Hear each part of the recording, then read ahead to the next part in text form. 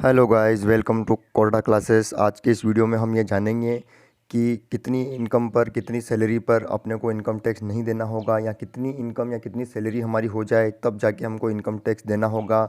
तो बने रहिएगा लास्ट तक। इस वीडियो में मैं काफ़ी अच्छे तरीके से आपको, सिंपल तरीके से आपको समझाऊंगा 87A की डिडक्शन के साथ कि आपको कितनी सैलरी पर कितना इनकम टैक्स देना होगा, या कितनी सैलरी अगर आप कमाते हैं पर ईयर या पर मंथ तो आपको इनकम टैक्स नहीं देना होगा।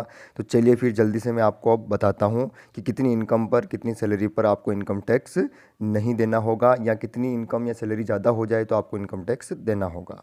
इसके लिए सबसे पहले हमें इनकम टैक्स स्लैब को समझना होगा। तो इनकम टैक्स स्लैब क्या होती है, आइए समझते हैं। सबसे पहले अगर आपकी इनकम पूरे साल की पर ईयर की आप 2,50,000 रुपये तक अगर आप इनकम कमाते हैं, 2,50,000 रुपये से ज़्यादा अगर आपकी इनकम नहीं है, उससे कम आपकी इनकम है पूरे पर ईयर, पूरे साल की ध्यान दीजिए, तो आपको कोई इनकम टैक्स नहीं देना होता है।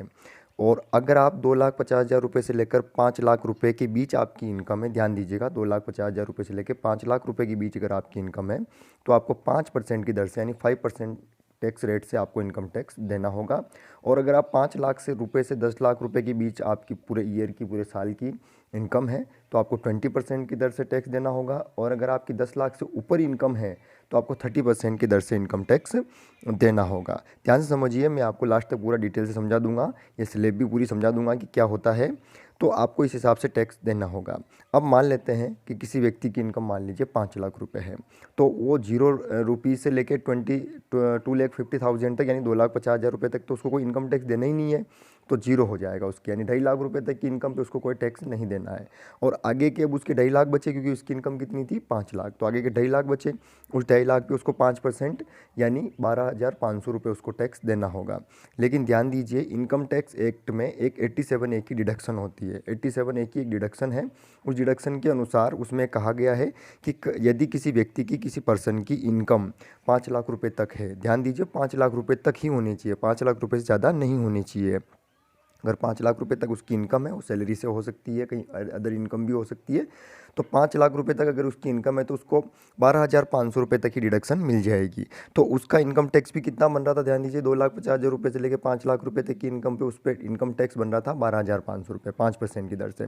और 12,500 रुपये तक ही उसको डिडक्शन मिल जाएगी।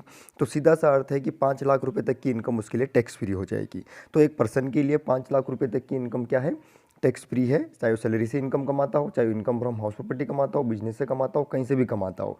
तो अगर आपकी सैलरी 5 लाख रुपये पर ईयर तक है तो आपको कोई इनकम टैक्स नहीं देना होगा। लेकिन ध्यान दीजिए, अभी वीडियो खत्म नहीं हुआ, ध्यान समझिए कि अगर आपकी सैलरी या आपकी कोई और भी इनकम मान लीजिए वो अगर 5 लाख रुपये से 1 रुपये भी ज़्यादा हो गई तो आपको 87A की डिडक्शन नहीं मिलेगी, तो फिर आपको इनकम टैक्स देना होगा। तो ध्यान दीजिए, अगर आपकी सैलरी 5 लाख रुपये तक ही है पूरे साल की तो आपको कोई इनकम टैक्स नहीं देना है। लेकिन 5 लाख रुपये से ऊपर अगर आपकी इनकम बन जाती है, आपकी सैलरी बन जाती है, तो आपको टैक्स देना होगा। और टैक्स आपको इसी टैक्स स्लैब के अनुसार देना होगा। इस टैक्स स्लैब को अगर आपको विस्तार से समझना है, डिटेल समझना है, तो मैं एक वीडियो का लिंक आपको डिस्क्रिप्शन में दे रहा हूँ, आप जाके उस वीडियो को देखिए। उसमें मैंने आपको डिटेल समझाया है कि इनकम टैक्स की स्लैब कैसे लगती है। थोड़ा बहुत मैंने आपको इस वीडियो में भी बताया है।